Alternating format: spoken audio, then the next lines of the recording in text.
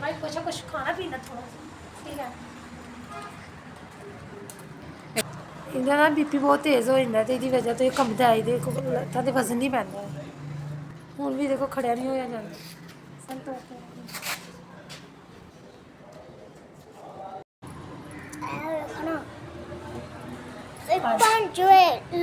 मेरा नाम मुहम्मद हुसैन है। तुसीं अगे भी मेरी बड़ी बारी मदद की है।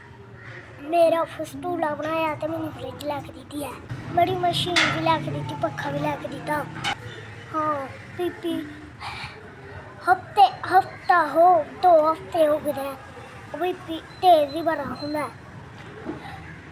वो कहते हैं कि घर आना बीपी चेक करे कर, क्योंकि कल पिछले हफ्ते भी लगे ही झटके, एक्टिव लगे। बीपी तेज होए तो फिर फस्तूला फट जाता है। लारी अड्डे वाले डॉक्टर कोई भी बीपी चेक नहीं करता कि उन्हों का कफ बड़ा है तो मेरा वजन छोटा है। मैनू मशीन लै दिओ छोटे कफ वाली। मैनू नज़र भी कुछ नहीं आता तो मैं तुहाडे वास्ते दुआवां करना। सर्दी के कपड़े लैने ने, मैनू सर्दी लगी होती है। मैं बूट लैने ना ते जैकेट भी लैनी है ते कपड़े भी लैने।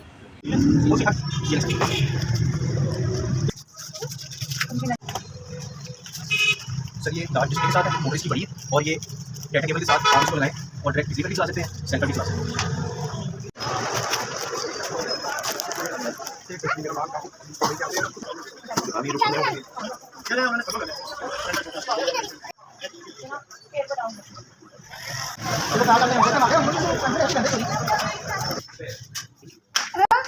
बड़ा पैसा, मेरे कपड़े भी आ गया, मेरी जुतियाँ भी आ गया।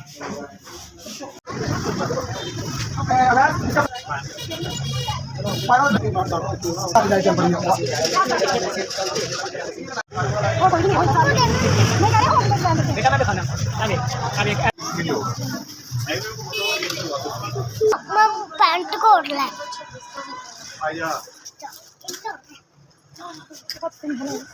आहो आहो यार, मैनू तो मजा ही आ गया।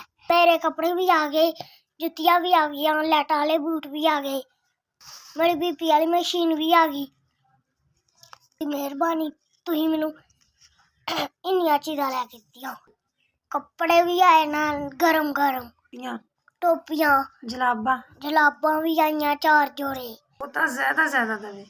अल्लाह तुहानू ज़्यादा देवे। अल्लाह तुहानू सलामत रखे, बाद रखे। अल्लाह तुहाडी जिंदगी तंदुरुस्ती देवे। तुसीं मेरे मथाज बच्चे का ख्याल रखा है, नबीना बच्चा मेरा, तुसीं इनू दी खुशी पूरी की।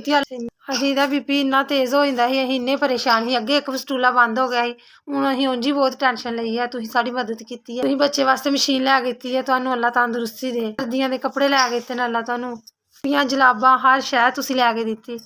मेरा बच्चा कहता मैं पैंट कोट लैना, ओह भी ले लिया। टोटल तुसीं साडी 23,000 दी मदद कीती है।